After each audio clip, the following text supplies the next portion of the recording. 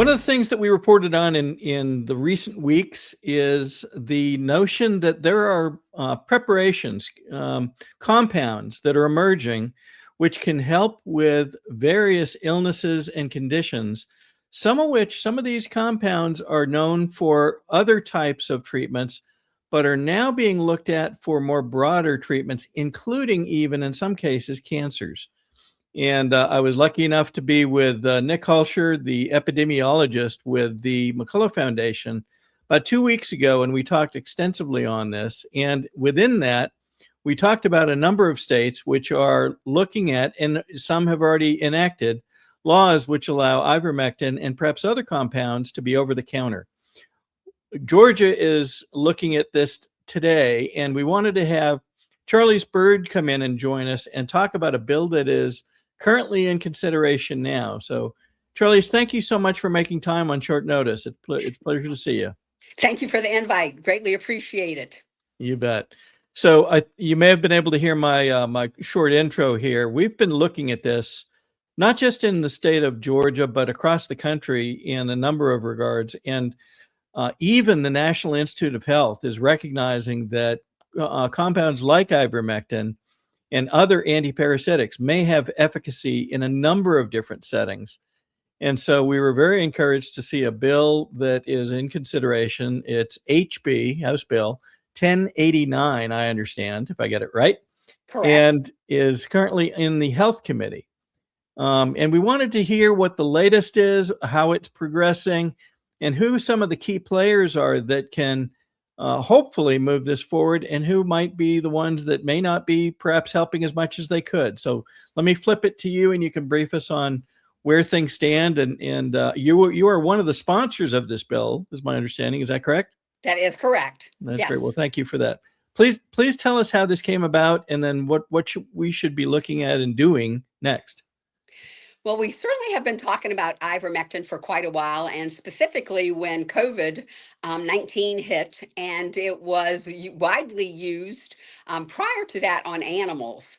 And I know that there are many people in today's time that are still going to the feed store to get ivermectin because the state of Georgia does not allow it. So I thought, my goodness, there are other states that have passed it. Specifically 4 states.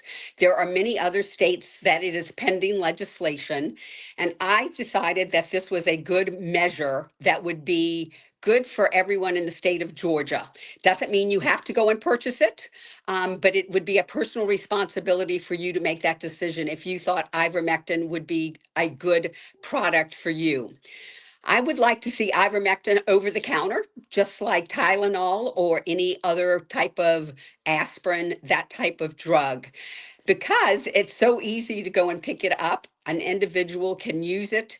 And it is correct that there is a lot of research that ivermectin is doing far more than just taking care of anti-parasitic things that have come into your body outside of just that. So I believe that placing it over the counter and not going to a doctor for a prescription or for a consultation would be a good thing for us to have that ability to purchase over the counter. Right. It sounds very logical. I wanted to relate some of the things that Nick Hulsher had shared during our discussion as part of our conversation here. Here's one of them. Now, fenbendazole is a different compound, but this was part and parcel of our discussion of ivermectin. And what they're finding is, for reasons that aren't fully understood yet, there is apparent efficacy of antiparasitics, ivermectin included, and in some cases fenbendazole or mebendazole, in actually attacking cancer. And in fact, the National Institute of Health, as I had mentioned, has announced that they are entering a human-related study on how this works, why it works, and is it important for folks. So if I go back to, I don't know, I spent most of my life as a business guy. And if I look at choices like this, often I have a tendency to drop back into risk and reward. You know, what are the rewards of making ivermectin over the counter? Well, one It makes it available in a form and in the places that we would normally go to get such things. If we need aspirin, where do we go? We go to the drugstore, or Publix, or Kroger. Sorry, Kroger. Yeah. And those kinds of places, and that's where we would think to go get something for ourselves or our family. And to your point, it seems odd at the least to have to go to a feed store where the same compound is in fact available, but it's for other uses. So one reward is we can get it where it's needed, and it's also quite inexpensive, very inexpensive. It is. And so that's piece one. The other reward is we're learning that it has efficacy against a number of different conditions, not just COVID, but perhaps flu, perhaps other types of infections, and now this burgeoning amount of evidence that suggests certain types, maybe more than certain types of cancers, can be treated with this. So there's some of the rewards. I tried to think, and I had the chance to be with our lieutenant governor this past week and mentioned that this bill was in play. And I believe one of the questions was, well, what are the downsides? And if you think about it, the downsides are minimal to non-existent. So within my discussion with Nick Hulsher, this is ivermectin is treated as safe as other over-the-counter drugs like Tylenol and aspirin and other things. Yeah. Could it theoretically be misused? I guess it could, but so can many other over-the-counter medications. He made a very important point that while people might have cancers, there are traditional treatments for cancer that could still be applied at the same time in parallel to ivermectin, or even an ivermectin mix with something else. And it does not decrease or impact the traditional treatment modalities. So then the question becomes, well, who would stand in the way of this? And all I could come up with was the guys that are making money on something else that says, oh, wait a minute, if it were found out that you could treat something with this and it's less expensive, maybe that impacts our business. And of course, I'm speaking of the boys from Big Pharma. So am I missing something? Are there other things that are in favor, or maybe risks that I haven't spotted yet in your discussions about the bill? Well, not to my knowledge, because no treatment is 100% effective for anything, and it depends on the individual. Give us the ability to have it over the counter so that we are able to use it for whatever may ail us. Certainly, over 20 countries have adopted ivermectin, and it is a spectrum, an antiviral spectrum with helps all kinds of viruses that's been proven. And I have to say that our House just passed SB 195, Senate Bill 195, which passed the Senate and the House now, and it's to dispense HIV products over the counter without any age limit. Meaning that tomorrow, if this bill becomes effective, a 10-year-old child can go to the pharmacist and get a HIV medication for himself. And that is very disturbing to me when you're talking about HIV products. I would think that that is far more dangerous than using ivermectin over the counter, where it has been proven. And also, if you don't know it, it was a Nobel Prize for ivermectin. I believe it was back in 2015. So, I mean, it gets high grades for this particular prescription or drug. That's right. Here's a note from the National Library of Medicine within the NIH confirming that ivermectin did receive a Nobel Prize for efficacy and was then found to be very effective against COVID-19 infections. So absolutely right.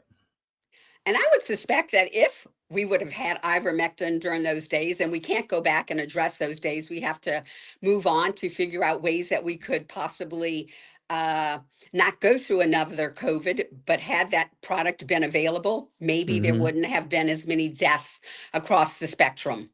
Maybe some of the folks that were sick longer might have not had to be sick as long as they were. Correct. I would agree with that. Your government doesn't care about you. That's why you need a medical emergency kit. It contains life-saving medications like Ivermectin, Z-Pak, and antibiotics. Stock them before they block them. A warm welcome here at the National Press Club. Welcome to the journalists, welcome to the Embraer team, and welcome to the other guests that we have here. We're going to announce, and as some of you guessed it right when they came in, the first E2 order by an American operator. And that operator is Avello. We believe this is really a strategic shift to unlock profitability for the customer. I'm very pleased that we have Andrew Levy here as the CEO of Avello, and I'm very pleased to give the stage to share a little bit more about what Avello is going to do with the E2 195. Thank you very much. Couldn't be more excited to be here as part of this historic announcement. We have such a great cultural fit as companies, so we're very, very excited to be Embraer's newest customer. We launched our airline in April of 21, and our target is focusing on small secondary airports of large metro areas. We've carried over 8 million customers since we started on 63,000 flights. And we've done all these things with 1,200 of the greatest crew members I could ever imagine having, and many of them are here with me today. This is the right airplane for us. It's going to open up opportunities for us that no other aircraft can serve. The best thing about the airplane, of course, is you will not find a middle seat on this airplane. It doesn't exist. We won't have any to offer. It's going to be the best cabin in the United States, and we're so excited about that. This is going to elevate our experience to the highest level, and we think our customers are absolutely going to love the airplane.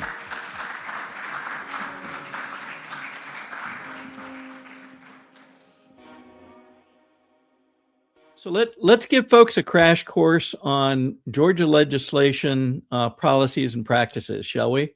So the bill 1089 is currently in the Health Committee, and here are the leaders, if you will, the sponsors of the bill. At the top of the list is Karen, and pronounce her last name. Is it Mathiak? It's Mathiak. Mathiak. Pardon me, Karen. I apologize. And others, including yourself and Noel Kahalian from the Georgia Freedom Caucus. Correct. And so this is currently in the Health Committee. It needs to get passed by the Health Committee to come to the floor for a vote, is my understanding. Is that correct? That is correct. Representative or Chairman Mathiak did have a hearing probably 2 weeks ago now, and it was strictly a hearing. It did not have a vote, but she has been asking for it to have a hearing, full hearing for a vote. I have now suggested to her in the last probably couple of hours to see if the possibility of removing it out of the Health Committee to maybe agriculture, because it is also a place that it is used in agriculture. The chairman of the Health Committee is not letting her bring her bill to the committee for a vote. And that is disturbing, especially when we know that this product is a good product. It will take care of all sorts of things. And just an FYI, I have a friend that called me the other day and was so glad that I had co-sponsored this bill. He did explain that he had 4 tumors and his tumors have dissolved except one. And he has been taking ivermectin, but he's got to go over the state line to purchase it. It would be quite nice if the state of Georgia did that. That's so right. it's still, she continues to ask for another hearing so that we could get it voted out before March 6th on crossover day. I think this bill is too important, and it affects not just the people inside of the Capitol, but all those people outside. I bet there are 75, 80% of the people, and my constituents included, that would like to see ivermectin sold over the counter. I think that's true. I mean, we're so quick to say, oh, Georgia, the #1 state to do business. Wouldn't it be nice to be able to say, you know, now that we've enacted ivermectin, hey, it's the #1 state to stay alive and stay healthy. Amen. Wouldn't that be nifty? Wouldn't that be nifty? It would. You're a gentle and kind person, Charlice. Let me take this one for you, because this is what I do. And that is, we're not going to let folks off the hook without calling out folks that could get out of the way and do the right thing. And I hope that they will. Well, first of all, let me show this. This is the actual substance of the bill. We are not talking about a 20-page bill. This is about a half a page after the preamble. And it states that it's already been proven in a number of settings There are other anti-parasitic drugs that work and other things. And over the counter means this: half a page, quick vote, and a quick win for those who helped get this through. A quick win. Think about that, legislators. So we talked about the fact that it has won a Nobel Prize. And here is the leadership of the Health Committee as it stands today. Notice the top two names. Lee Hawkins is the chairman. Is that correct? Trey Kelly is vice chairman. And here they both are. So I will be a gentleman as we sit here today, and I will say, Mr. Hawkins, Mr. Kelly, please do what's necessary to get this bill past your committee and out for a potential vote or a vote in the House. I will note that both of these gentlemen voted to pass last session, the pesticide bill, the infamous pesticide bill, HB 144, that put a liability shield that benefits Bayer, a German company, not a US company, and ChemChina, among others. And ChemChina is a Chinese military-tied company. There's their votes for passage of SB 144. I put HB 144, was actually SB 144. So I won't hold that against you, gentlemen, but I would ask that this get out of the committee and onto a vote so that this can benefit the people of Georgia.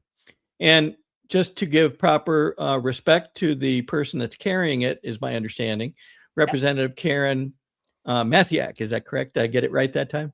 Mathiak. I'll get it next time, Karen. But she is the one carrying this, and you'll notice that she is number 3 in that committee, and I believe secretary, if I recall correctly. So one, we appreciate the efforts of those who are trying to get this through. We think it's largely an important thing, and you can tell by the actions of other states. There's a number of other states that have already done this and have already made ivermectin and, very frankly, other compounds over the counter. For the same reason that you saw the president and the administration enact the right to try bills and other things. If people need medications to try to get away from a condition, they deserve to have those and have them in the easiest, best way, we think. So wholeheartedly agree. Anything else that's coming up that you want to make sure we hear about before we get into the final days before crossover? Oh my goodness, there's the flurry is incredible, with everybody wanting their bills to get out of committees and across the hallway before March the 6th. Not a whole lot. No, there is a gun bill. It is Stand Your Ground bill, which I just sent out a video over the weekend for those persons to call their legislators again on those committees to get that particular bill passed and to the floor for a vote as well. Because Stand Your Ground laws, it means that you have to prove your innocence, even though a judge or has already said that you are not guilty for standing your ground against some serious situation. So what's happening is another judge made the decision that someone should stand trial once the other judge had ruled against him. I mean, for him, and said he did it with good intent, not intent, but certainly wanted to take care of himself and his family. And he stood his ground, but then another judge came along and said that he needed to stand trial for his actions. So this bill it clears up any kind of ambiguity for Stand Your Ground bills. Okay, well, that's great. Well, perhaps we'll have a chance to talk again before we get to the actual crossover day, and we'll continue to watch for updates from you and Mallory Staples and others as to the right things to be looking at that should pass and the bad stuff that should not pass. So thank you for the work. I know it's perhaps not the most easy thing to do on a day-to-day basis, but it's important. So thank you. You're very welcome. Thank you for having me today. Have a great afternoon. See you soon.